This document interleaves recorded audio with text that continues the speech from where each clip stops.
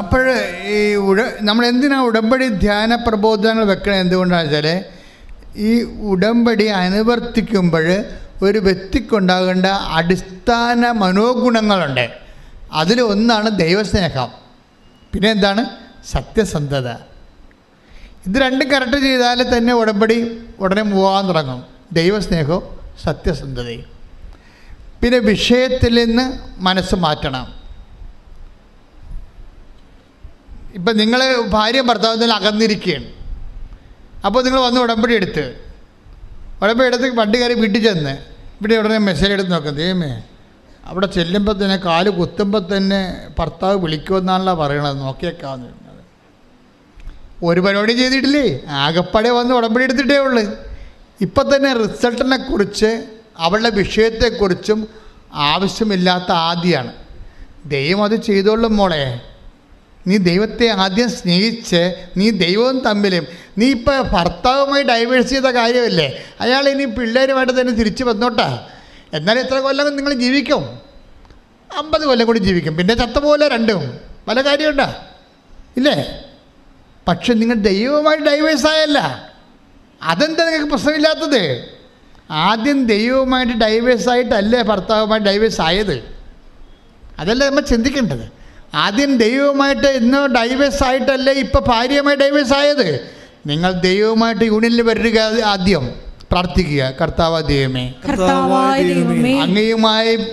അങ്ങയുമായി എനിക്കുണ്ടായിരുന്ന ബന്ധത്തിൽ നിന്ന് മോചനം നേടി ഞാൻ ഒറ്റയ്ക്ക് ജീവിച്ചു പോയ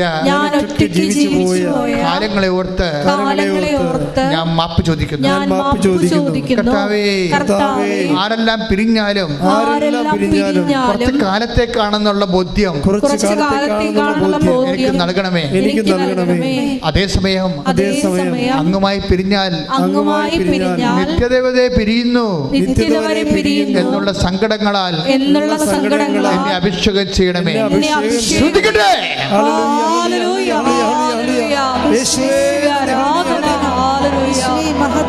ഈ ഉടമ്പടി പ്രബോധനങ്ങൾ എന്നറിയാവോ? ഇങ്ങനെയുള്ള ഉടമ്പടിയുടെ മുന്നോട്ടുള്ള അതിൻ്റെ ചെയ്വനകളിലെ നമുക്കുണ്ടാകുന്ന പെശകുകളെ പരിഹരിച്ചുകൊണ്ട് അത് ക്വാളിറ്റേറ്റീവ് ഗുണനിലവാരം വർദ്ധിപ്പിക്കുക. അതേപോലെ തന്നെ എൻ്റെ സ്പീഡ് വർദ്ധിപ്പിക്കുക. ഇതെല്ലാം ചെയ്യാൻ വേണ്ടി കുറച്ച് റിപ്പയറിങ് വേണം. അതിനാണ് അച്ഛൻ എപ്പോഴും ഉടമ്പടി ധ്യാനം നടത്തിയിരിക്കുന്നത്. പിന്നെ എന്താണ്, ഈശോയ്ക്ക് നിങ്ങൾക്കറിയാമല്ലോ, ഇപ്പം ശമരിയക്കാരൻ്റെ കഥ പറഞ്ഞപ്പോഴേ കർത്താവ് എന്താ പറഞ്ഞത്? നീയും പോയി അതുപോലെ ചെയ്യുക. അവൻ്റെ ചോദ്യം എന്തായിരുന്നു? 10:25 ചോദ്യം എന്തായിരുന്നു? ലുക്കാൻ്റെ സുവിശേഷം, ഗുരു, നിത്യജീവൻ അവകാശമാക്കാൻ ഞാൻ എന്ത് ചെയ്യണം? എന്ന് പറഞ്ഞേ. ഗുരു നിത്യജീവൻ അവകാശമാക്കാൻ ഞാൻ എന്ത് ചെയ്യണം? അപ്പം ജീവനും അവകാശമാക്കാൻ ഞാൻ എന്ത് ചൊല്ലണമെന്നല്ല. അതാ പ്രശ്നം.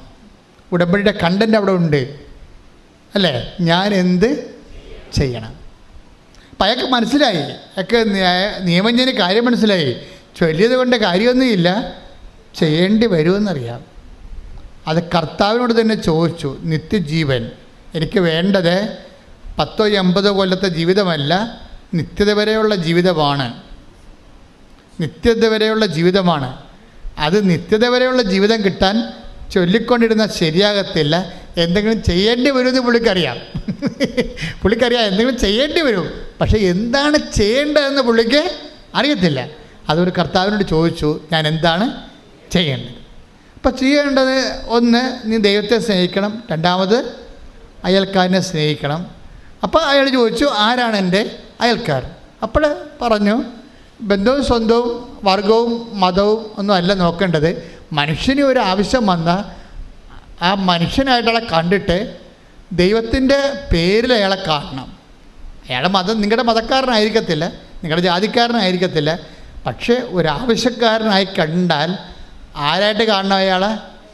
ദൈവമായിട്ട് കാണണം. അതാണ് പ്രശ്നം. എന്താണ്? അതുകൊണ്ടാണ് ഈശോ പറഞ്ഞത് ഞാൻ രോഗിയായിരുന്നെന്ന് പറഞ്ഞത്. ഈശോ എന്ത് രസമാണെന്നറിയോ? Take the word of God, ഞാൻ രോഗിയായിരുന്നു. ശ്രദ്ധിക്കട്ടെ. ഹല്ലേലൂയ ഹല്ലേലൂയ ഹല്ലേലൂയ ഹല്ലേലൂയ യേശുവേ നന്ദി. ഹല്ലേലൂയ ഹല്ലേലൂയ. മത്തായി 25:36. മത്തായി 25:36. ഞാൻ രോഗിയായിരുന്നു, ഞാൻ രോഗിയായിരുന്നു, നിങ്ങൾ എന്നെ സന്ദർശിച്ചു. നിങ്ങൾക്കറിയാമല്ലോ, ഞാൻ പണ്ട് 2013 വേളാങ്കണ്ണി അമ്മയുടെ അടുത്ത് നിൽക്കുന്ന സമയത്ത് അമ്മ എന്നോട് പറഞ്ഞു ഹോസ്പിറ്റൽ മിഷൻ എന്ന് പറഞ്ഞു. അപ്പോൾ ഞാനും വിജയകുമാരൻ കൂടി ഇവിടെ വന്ന് വെച്ചും പ്രേക്ഷിതരെല്ലാം വിളിച്ച് കൂട്ടിയിട്ട് പറഞ്ഞു ഹോസ്പിറ്റലിൽ പോകണം, അവിടെ ഒരു മിഷനുണ്ട്. അപ്പോൾ വിജയകുമാർ എന്നോട് ഞാനിത് ഹോസ്പിറ്റൽ മിഷൻ എന്ന് വേളാങ്കണ്ണി വെച്ച് പറഞ്ഞപ്പോൾ വിജയകുമാർ എന്നോട് പറഞ്ഞത് നമ്മളിപ്പോൾ മിഷൻ ഹോസ്പിറ്റൽ സ്ഥാപിക്കേണ്ടി വരുമല്ലേ വെച്ചാന്ന്, മിഷൻ ഹോസ്പിറ്റലിലെ. ഞാൻ പറഞ്ഞു ആവശ്യത്തിന് ഹോസ്പിറ്റൽ കേരളത്തിലുണ്ട്, അതല്ല ഹോസ്പിറ്റലിൽ പോയിട്ട് പതറിക്കിടക്കുന്ന ആൾക്കാർക്ക് പൈസ കൊടുക്കേണ്ട പാട്ടി പൈസ കൊടുക്കണം, അതുപോലെ തന്നെ പണം കൊടുക്കണം, രോഗം അവർക്ക് പ്രത്യാശ കൊടുക്കേണ്ട പാട്ടി പ്രത്യാശ കൊടുക്കണം. അങ്ങനെ ഒരു 10-40 പേരെ വിളിച്ചിട്ട് ഞങ്ങൾ ഹോസ്പിറ്റൽ മിഷൻ തുടങ്ങി. അപ്പോൾ കോവിഡ് വരെ ഹോസ്പിറ്റൽ മിഷൻ ഭംഗിയായിട്ട് വർക്ക് ചെയ്ത് കോവിഡ് കാലം കഴിഞ്ഞപ്പോൾ ഞാൻ രോഗിയായിരുന്നു എന്നുള്ള ആ വിഷയം ഇപ്പോഴും ഹോസ്പിറ്റൽ മിഷൻ നടത്തുന്നുണ്ട്. പക്ഷേ എന്താ പ്രശ്നം വെച്ചാൽ പണ്ട് 40 പേരാണ് ഇവിടുന്ന് പോയിക്കൊണ്ടിരുന്നത് രോഗികളെ കാണാൻ, ഓരോ ആശുപത്രിയും പോവും. ഇന്നിപ്പോഴെന്താണ് 4 ലക്ഷം പേരാണ് പോണത്. അപ്പം അമ്മ അന്നേ ഉടമ്പടിയുടെ ഐഡിയ അമ്മയുടെ മനസ്സിലുണ്ടായിരുന്നു. ഉടമ്പടി വന്ന് വരോ നിങ്ങൾ ചെയ്യുന്നത് 2013 എൻ്റെ ഫസ്റ്റ് റെവലേഷൻ വരണത്. എന്താണ്? ഹോസ്പിറ്റൽ മിഷൻ എന്ന് പറഞ്ഞുകൊണ്ട്. എന്ന് വെച്ച് കഴിഞ്ഞാൽ അത് അന്ന് ഞാൻ പറഞ്ഞ വാക്ക് തന്നെയാണ്, ഞാൻ രോഗിയായിരുന്നു. അപ്പം കർത്താവിനെ സംബന്ധിച്ചിടത്തോളം നിങ്ങൾ ഒരു രോഗിയെ കാണാൻ പോകുമ്പോൾ നിങ്ങൾ പറയരുത് ഞാൻ ഇളയമയെ പോയി കണ്ടെന്ന് പറയരുത്, ഞാൻ ചേട്ടനെ പോയി കണ്ടെന്ന് പറയരുത്. ആരെ കണ്ട്? ഞാൻ ക്രിസ്തുവിനെ പോയി കണ്ടു. അതാണ് പ്രശ്നം, അതാണ് വിഷയം. അവിടെയാണ് ദൈവസ്നേഹം വരുന്നത്. അയൽക്കാരനെ സ്നേഹിക്കുക എന്ന് വെച്ച് കഴിഞ്ഞാൽ രക്തബന്ധത്തിൻ്റെ പേരിലോ മനുഷ്യബന്ധത്തിൻ്റെ പേരിലോ അല്ല, ദൈവികതയാണ്, മാനവികതയല്ല. ബൈബിളിൻ്റെ എല്ലാ മാനവികതയും പ്യുവർ സെക്യുലർ മാനവികതയല്ല. ബൈബിളിൻ്റെ മാനവികത ദൈവികതയെ അടിസ്ഥാനപ്പെടുത്തുകയാണ്. കൈയടിച്ച് കർത്താൻ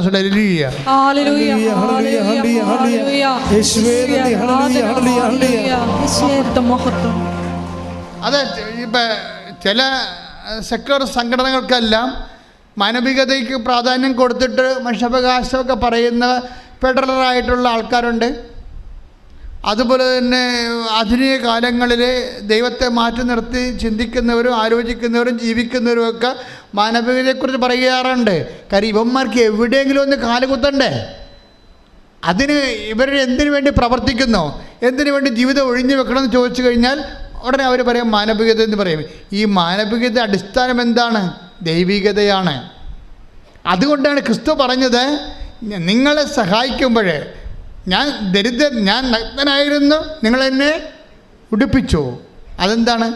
അത് ആ ഉടുപ്പിക്കുന്ന വസ്തു നമ്മൾ ചെയ്യുമ്പോൾ നമ്മൾ കാണിക്കുന്ന മാനവികത ദൈവികതയിൽ അടിസ്ഥാനപ്പെടുത്തിയതാണ്.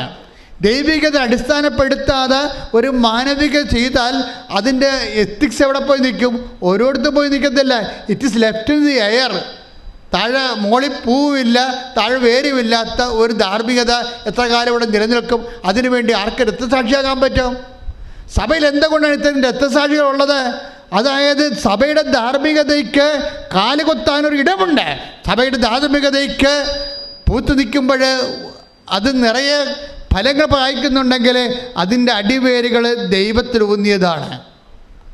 എന്തുകൊണ്ടാണ് രക്തസാക്ഷികൾ ആ ധാർമ്മിക മേഖല നമുക്ക് കൂടുതലുള്ളത്? വേദസാക്ഷികളും മാതരേസായാലും ഫാദർ ഡാമിനായാലും അവിടെയൊക്കെ അവരുടെ ജീവിതം ഇതിനു വേണ്ടി ഹോമിച്ച് വെക്കുമ്പോൾ അതിൻ്റെ ഉദ്ദേശം എന്താണ്? ഒരു മാനവികതയിലാണ് അവർ നിൽക്കുന്നത്. പക്ഷേ അതിനെന്താണ്? ദൈവികതയാണ്.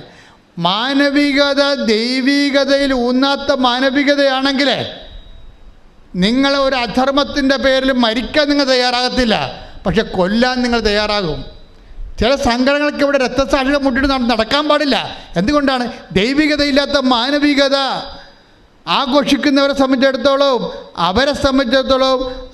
അവരെ അവർ കാണിച്ചു കൂട്ടുന്ന കാര്യങ്ങൾക്ക് നമുക്കറിയാം ഏറ്റവും കൂടുതൽ രക്തസാക്ഷികൾ സൃഷ്ടിച്ചത് ആരാണെന്നറിയാം.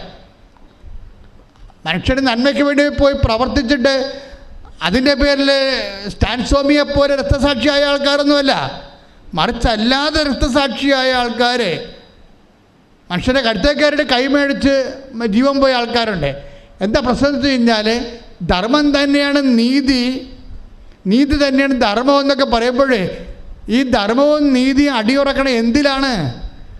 മാനവികതയാണെങ്കിൽ ആ മാനവികത പരിണാമ ശാസ്ത്രപ്രകാരം ഉരുത്തിരിഞ്ഞ് വന്നിട്ടുള്ളതാണെങ്കിൽ ആ മാനവികത ഒരു കുരങ്ങിൻ്റെ അടിസ്ഥാനമില്ല അതിനുള്ള കുരങ്ങിൻ്റെ ജീവിത പരിണാമത്തിൽ വന്നിട്ടുള്ള ഒരു ഭാവമാറ്റമായിട്ടും പുതിയ കാലത്ത് ഒരു പരിണിതിയായിട്ടേ വരത്തുള്ള. അതിന് ആ സാൻമാർഗതയ്ക്ക് എവിടെ നിലനിൽപ്പുള്ളത്? അപ്പം ദൈവികതയിൽ ഊന്നാതെ ഒരു മാനവികതയില്ല. അതുകൊണ്ടാണ് ക്രിസ്തു പറഞ്ഞത്, ഞാൻ രോഗിയായിരുന്നു, ഞാൻ നഗ്നനായിരുന്നു, നിങ്ങളെന്നെ ഉടുപ്പിച്ചു, ഞാൻ കാരാഗ്രഹവാസി, എല്ലാം ഞാനായിരുന്നു എന്ന് പറയും. എന്നിട്ട് ആരാണ്? ദൈവത്തെ കാണാൻ പറഞ്ഞിരിക്കുകയാണ്. കർത്താവിൻ്റെ വചനത്തിൽ നിങ്ങൾ ശത്രുക്കൾക്ക് വേണ്ടി പ്രാർത്ഥിക്കുവിൻ, അവരെ ആശീർവദിക്കുവിൻ എന്നൊക്കെ ഈശോ പറയത്തില്ലേ? അതായത് അത് റിവൈസ് ചെയ്യുമ്പോൾ പൗലോസ് അപ്പോസ്തലിക പാരമ്പര്യത്തിൽ പറയണത് നിങ്ങളെ അവരെ ആശീർവദിക്കുക അല്ലാതെ ശപിക്കരുതെന്ന് പ്രത്യേകം പറയും. Take the word of God. ശ്രദ്ധിക്കട്ടെ. ഹല്ലേലൂയ ഹല്ലേലൂയ ഹല്ലേലൂയ ഹല്ലേലൂയ. യേശുവേ നന്ദി, യേശുവേ സ്തുതി. ഹല്ലേലൂയ ഹല്ലേലൂയ ഹല്ലേലൂയ. റോമ 12:14. റോമ 12:14. നിങ്ങളെ പീഡിപ്പിക്കുന്നവരെ അനുഗ്രഹിക്കുവിൻ. എന്ന് പറഞ്ഞേ, നിങ്ങളെ പീഡിപ്പിക്കുന്നവരെ അനുഗ്രഹിക്കുവിൻ. അനുഗ്രഹിക്കുകയല്ലാതെ ശപിക്കരുത്. അങ്ങനെ ഒരു പ്രബോധനം നൽകാൻ ആർക്ക് കഴിയും? ദൈവത്തിന് മാത്രമേ കഴിയത്തുള്ളൂ. അതാണ് പ്രബോധനമെങ്കിൽ അത് മനുഷ്യന് ചെയ്യാൻ പാടുള്ളതാണെങ്കിൽ അത് പറയാൻ ആർക്ക് പറ്റും? ദൈവത്തിനേ പറ്റത്തുള്ളൂ. ക്രിസ്തുവിന് മാത്രമേ അത് പറയാൻ പറ്റത്തുള്ളൂ. നിങ്ങളെ പീഡിപ്പിക്കുന്നവർക്ക് വേണ്ടി പ്രാർത്ഥിക്കുവിൻ, അവരെ അനുഗ്രഹിക്കുവിൻ. അനുഗ്രഹിക്കുകയല്ലാതെ ശപിക്കരുത്. അനുഗ്രഹിക്കുകയല്ലാതെ ശപിക്കരുത്. ഇപ്പം ചില ആൾക്കാർ മനസ്സില്ലാ മനസ്സോടെയൊക്കെ അനുഗ്രഹിക്കല്ലേ. എൻ്റെ മക്കളെ, ഇത് നമുക്കിതിൽ പാടുള്ള പരിപാടിയാണ്. നിങ്ങൾ ഉടമ്പടി എന്ന് പറയുമ്പോൾ 2 തിരിയും കത്തിച്ച് 2 പത്രവും കൊടുത്ത് കുറച്ച് പ്രത്യക്ഷീണ പ്രാർത്ഥനയും ചെയ്തുകൊണ്ടിരിക്കുന്ന മിനിമം പരിപാടി ഉണ്ട് അതിൻ്റെ അകത്ത്. അതുകൊണ്ട് വർക്കൗട്ട് ചെയ്യും. പക്ഷേ ഉടമ്പടി വളർച്ച എന്ന് പറയണത് ഒരു ദൈവികതയിലേക്ക് വളരുകയാണ്. നമ്മുടെ സംസ്കാരമാണ് വരണത്. ഒരു സംസ്കരിച്ച് നമ്മൾ വളർന്ന് വരികയാണ്. ഇത് വളർന്ന് മറിഞ്ഞ അനുസരിച്ചുകൊണ്ട് എൻ്റെ മക്കൾ പ്രാർത്ഥിക്കേണ്ടതേ, നമുക്ക് ഉടമ്പടി ഇപ്പോൾ എത്രയോ പേര് മാതാവിനെ നേരിട്ട് കണ്ടല്ലേ അല്ലേ? എത്രയോ പേര്. ഇപ്പം കഴിഞ്ഞ ദിവസം ഒരു സാക്ഷ്യം ഉണ്ടായിരുന്നു. മേരി ജോർജ് എന്ന് പറഞ്ഞൊരു മോളാണ്. നമ്മുടെ യൂട്യൂബിൽ ആ സാക്ഷ്യം കിടപ്പുന്നുണ്ട്. ഇപ്പം മേരി ജോർജിന് അവർ പക്കാ കരിസ്മാറ്റിക്കാണ്. അവർക്ക് ഇവിടെ വരാൻ താല്പര്യമില്ല. അപ്പം ചില കരിസ്മാറ്റിക്കാർക്ക് അങ്ങനെ ഉണ്ട്. എന്താണെന്ന് കാര്യമൊന്നും അറിയാൻ പാടില്ലാത്തത് കൊണ്ട് അവരങ്ങനെ വരത്തില്ല. കാര്യം അവർക്ക് തെറ്റായ ബോധ്യങ്ങൾ ആരോ പറഞ്ഞു കൊടുത്ത് പറ്റിച്ചിരിക്കുകയാണ്. പക്ഷെ അവിടെ മകള് പറഞ്ഞത്, മക്കളില്ല, അവർക്ക് മക്കളില്ല. ആരും മേരി ജോർജിൻ്റെ മകൾക്ക് മക്കളില്ല. അപ്പോൾ അവളൊരു ധ്യാനത്തിൽ പോയപ്പോൾ അവിടെ ധ്യാനം കൂടിയപ്പോൾ IVF എടുക്കുന്നതിനെക്കുറിച്ച് പറഞ്ഞപ്പോൾ അവിടുത്തെ ധ്യാനഗുരു പറഞ്ഞു, ഈ 4 സിദ്ധാന്തം ഉണ്ടാക്കിയിട്ട് അതിൽ 3 കൊന്നു കളഞ്ഞിട്ട് 1 നിൻ്റെ വയറ്റിൽ വെച്ച് തരത്തുള്ളൂ. അപ്പം നീ കാരണം വേറെ 3 സിദ്ധാന്തങ്ങൾ സൈഗോട്ട് ഡാമേജായി പോകുമെന്ന് പറയും. അപ്പോൾ അവൾക്ക് ഒരു ആന്തരിക ബുദ്ധി കിട്ടി. അവളൊരു തീരുമാനം എടുത്ത് അവളെന്താ പറയണത്, അങ്ങനെയാണെങ്കിൽ ഞാൻ കാരണം 3 കുഞ്ഞുങ്ങൾ വേറെ നഷ്ടപ്പെട്ടു പോകുകയാണെങ്കിൽ അങ്ങനെ 3 കുഞ്ഞുങ്ങളെ കൊന്നിട്ട് എനിക്കൊരു കുഞ്ഞിനെ വേണ്ടെന്ന് പറഞ്ഞ് അവളൊരു തീരുമാനം എടുക്കും. എൻ്റെ മക്കളിൻ്റെ പ്രശ്നം ഇത് ഇപ്പം നോക്കി, ഈ കുട്ടി എന്താ പറയണത്, അവളൊരു 10, 22, 24 വയസ്സുള്ള കുട്ടിയാണ്. അവൾ പറയണത് എന്താണ്, ഈ IVF എടുത്തുകൊണ്ട് 3 കുഞ്ഞുങ്ങൾ 4 സൈഗോട്ടുകൾ ഉണ്ടാക്കിയിട്ട് അതിൽ 1 നമുക്ക് ആവശ്യമുള്ള ഗർഭപാത്രത്തിൽ വെച്ചിട്ട് ബാക്കി 3 കൊന്നുകളെന്ന് പറഞ്ഞില്ലേ, അതിനെ തട്ടിക്കളയെന്ന് പറയുമ്പോൾ അവളെന്താ തീരുമാനിച്ചിരിക്കുന്നത്, ഞാൻ കാരണം എനിക്ക് കുഞ്ഞിനെ കിട്ടില്ലെങ്കിലും കുഴപ്പമില്ല, ഞാനൊരു കൊലപാതകയായിട്ട് തീരാൻ ഞാൻ ആഗ്രഹിക്കണില്ല. അതുകൊണ്ട് എൻ്റെ കർത്താവിൻ്റെ വചനം മാറ്റിയിട്ട് എൻ്റെ കുഞ്ഞിനെ കിട്ടില്ല കുഴപ്പമില്ല, ഞാൻ കർത്താവിൻ്റെ കൃപ നഷ്ടപ്പെടുത്തി കളയത്തില്ല. അവിടെ തീരുമാനമെടുത്ത് എന്നിട്ട് അവൾ അമ്മയോട് പറയും, ഞാൻ ഇനി കൃപാസനത്തിൽ പോയി നോക്കട്ടെ, പരിശുദ്ധ അമ്മ എന്നാ പറയണം നോക്കട്ടെ എന്ന് പറയും. അപ്പോൾ ഇവളുടെ അമ്മ പറയും, മേരി ജോർജ് പറയും, നീ കൃപാസനത്തിൽ പോകരുത്, അത് ചുമ്മാ തട്ടിപ്പൊക്കെ കൊണ്ടിരിക്കുകയാണ്. അവർക്കറിയത്തില്ലല്ല. അവരുടെ അച്ഛനെ വെള്ളം കണ്ടി പോയിട്ട് എന്തോ ദർശനം ഉണ്ടായെന്ന് പറഞ്ഞുകൊണ്ട് വന്ന് ആൾക്കാർക്ക് പത്രമൊക്കെ കൊടുത്ത് കാശ് മേടിക്കണമെന്ന് പറയും. അവരിങ്ങനെ പറയണതാണ് സംഭവം. അവർക്കതിനെക്കുറിച്ച് അറിയത്തില്ല. അപ്പോഴേ അവർ വിടത്തില്ല. പക്ഷേ എങ്കിലും അവൾ പറയില്ല, എനിക്കിപ്പോൾ എൻ്റെ അവസ്ഥ ഇതാണല്ല, ഇനി വേറെ കേരളത്തിൽ പോകാൻ സ്ഥലമില്ലല്ലോ, അതാണ് അവരുടെ മനസ്സിൽ പറയണത്. അതുകൊണ്ട് ഞാൻ ഇവിടെ വന്ന് നോക്കട്ടെ എന്ന് പറഞ്ഞു. ഇവിടെ വന്ന് അവൾ നോക്കി, അവളോട് വന്ന ഉടനെ ഉടമ്പടി എടുക്കും. ഉടമ്പടി എടുത്ത് ഒരാഴ്ചക്കുള്ളിൽ അവൾ പ്രഗ്നൻ്റ് ആവും. ഒരാഴ്ചക്കുള്ളിൽ. അമ്മ ഇത് ഭയങ്കര സ്പീഡാണല്ലേ. നമ്മളെ എന്താ ഇവിടെ സത്യസന്ധ അവളെ പറഞ്ഞില്ലേ, നേരത്തെ പറഞ്ഞില്ലേ എനിക്ക് IVF-ൻ്റെ കുഞ്ഞ് വേണ്ടെന്ന് പറഞ്ഞില്ലേ, അത് അമ്മ കേട്ടല്ല. അവിടെയൊക്കെ സത്യസന്ധമാണല്ലോ വിഷയം. 3 കുഞ്ഞുങ്ങളെ നഷ്ടപ്പെടുത്തിക്കൊണ്ടൊരു കുഞ്ഞിന് എനിക്ക് വേണ്ട എന്ന് അവൾ തീരുമാനം എടുത്തില്ലേ. അപ്പോൾ അവൾ ഞാൻ കുഞ്ഞിലായി ജീവിച്ചോളാം, എൻ്റെ കർത്താവിനെ വേദനിപ്പിച്ചുകൊണ്ടും കൊല്ലരുതെന്ന് പറഞ്ഞ പ്രമാണം 5-ാം പ്രമാണം ലംഘിച്ചുകൊണ്ടും എനിക്ക് കുഞ്ഞിനെ വേണ്ട എന്ന് തീരുമാനം എടുത്തത് ദൈവം കേട്ട്. നിങ്ങൾക്കറിയാവില്ല ദൈവത്തിൻ്റെ സ്വഭാവം. നീ ഇരിക്കുന്നതും നിൽക്കുന്നതും എടുത്ത് ഒന്ന് വായിച്ചേ, 139 ഒന്നൂടെ വായിച്ചേ സങ്കീർത്തനം. ശ്രുതിക്കട്ടെ. ഹല്ലേലൂയ ഹല്ലേലൂയ ഹല്ലേലൂയ ഹല്ലേലൂയ യേശുവേ നന്ദി. ഹല്ലേലൂയ ഹല്ലേലൂയ. 139 സങ്കീർത്തനം 2-ാം തിരുവചനം. ഞാൻ ഇരിക്കുന്നതും എഴുന്നേൽക്കുന്നതും അവിടുന്ന് അറിയുന്നു, എൻ്റെ വിചാരങ്ങൾ അവിടുന്ന് അകലെ നിന്ന് മനസ്സിലാക്കുന്നു. ഇതാ വിഷയം. അതായത് നമ്മളൊരു സംഭവം മനസ്സിൽ വിചാരിക്കുമ്പോഴും പറയുമ്പോഴും ഒക്കെ ദൈവം അത് കേൾക്കുന്നുണ്ടെന്നുള്ള ബോധം ഉണ്ടാകണം. അതെല്ലായിടത്തും ഉണ്ടാകണം. ദൈവത്തിനൊന്നും മറക്കാൻ പറ്റത്തില്ല. നീ എവിടെ പോയി ഒളിച്ചാൽ ആ താഴേക്ക് വായിച്ച് എൻ്റെ നടപ്പും കിടപ്പും അങ്ങ് പരിശോധിച്ചറിയുന്നു, എൻ്റെ മാർഗങ്ങൾ അങ്ങേക്ക് നന്നായി അറിയാം. ആകാശത്തിൽ കയറിയാൽ അങ്ങ് അവിടെയുണ്ട്, ഞാൻ പാതാളത്തിൽ കിടക്ക വിരിച്ചാൽ അങ്ങ് അവിടെയുണ്ട്. പ്രൈസ്. അതായത് നമ്മൾക്ക് ദൈവത്തിന് മുന്നിൽ മറഞ്ഞിരിക്കാൻ പറ്റത്തില്ല. ചില വിഡ്ഢിയുടെ പറയവേ, പിന്നെ 10,000 കോടി മനുഷ്യരല്ലേ, അവരിൽ നമ്മുടെ കാര്യം എങ്ങനെയാണ് ദൈവത്തിന് അറിയാൻ പറ്റുക? ജനക്കൂട്ടത്തിൽ ഒളിച്ച് നടക്കണ വിഡ്ഢികാന്മാരുണ്ടേ, ജനക്കൂട്ടത്തിൽ ഒളിച്ച് നടക്കണ വിഡ്ഢിയാന്മാർ. നിങ്ങൾ പറയണത് ദൈവത്തിന് എങ്ങനെ അറിയാൻ പറ്റുമെന്നാണ്. നിങ്ങൾക്കറിയാമല്ലോ, ഈ ആൾക്കാർ നടക്കുന്ന കാര്യങ്ങൾ അറിയാൻ പാടില്ലേ?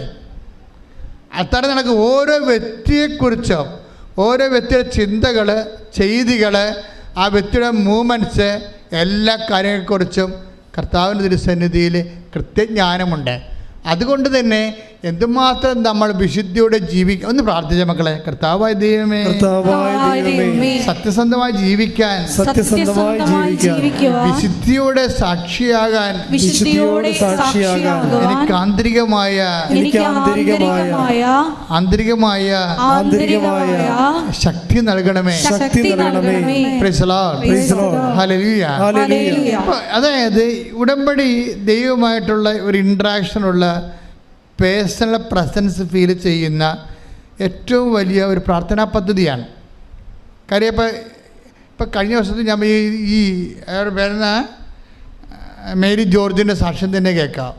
ആ മകള് കുഞ്ഞുമായിട്ടാണ് വന്ന് സാക്ഷ്യം പറഞ്ഞു. അതൊക്കെ പെട്ടെന്ന് നടക്കുന്ന കാര്യങ്ങളാണ്. അവൾ ഓക്കെ ആയത് കാരണം, അവൾ വിശ്വാസപരമായിട്ട് ഓക്കെയാണ് ആൾ. അത് കാരണം അമ്മ ഒന്നും കാണിക്കില്ല, അമ്മ കുഞ്ഞിനെ കൊടുത്തു, വന്നപ്പോൾ തന്നെ കൊടുത്ത്. അത് നമ്മുടെ കുഞ്ഞുങ്ങൾ, നമ്മുടെ കടത്തിൻ്റെ പരിഹാരവും എല്ലാം അമ്മയുടെ കയ്യിലുണ്ട്. നിങ്ങൾക്ക് വരുമ്പോൾ തന്നെ കിട്ടണം. വരുമ്പോൾ തന്നെ കിട്ടണമെങ്കിൽ എന്താ മാർഗം? നിങ്ങൾ അതനുസരിച്ച് ഒന്ന് ജീവിതം ഒന്ന് ക്രമീകരിച്ചാൽ മതി.